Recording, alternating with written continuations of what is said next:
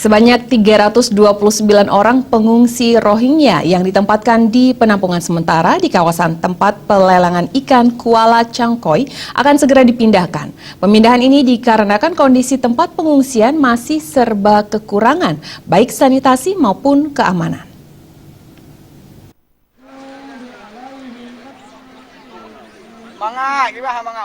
Rencana pemindahan tersebut muncul karena tempat sekarang yang dijadikan tempat penampungan sementara memiliki banyak keterbatasan. Bupati Aceh Utara Muhammad Taib mengatakan pemindahan para pengungsi ke Kecamatan Kuta Makmur karena kondisi di sana lebih memadai.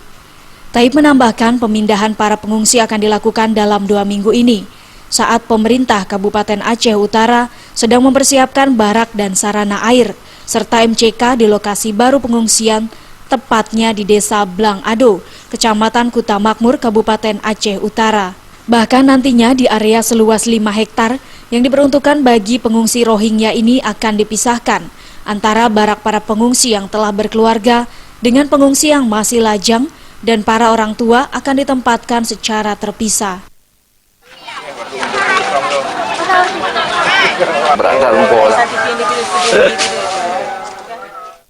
Sementara itu, anggota DPD RI asal Aceh, Rafli, yang juga pegiat seni, dengan mengusung grup Kande menggelar konser amal untuk pengungsi Rohingya.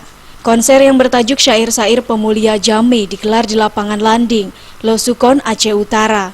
Hasil penjualan tiket dan sumbangan donatur lainnya akan disumbangkan untuk para pengungsi Muslim Rohingya di Desa Kuala Cangkoi, Lapang, Aceh Utara. Dari Aceh Utara, Aceh, Tim Liputan.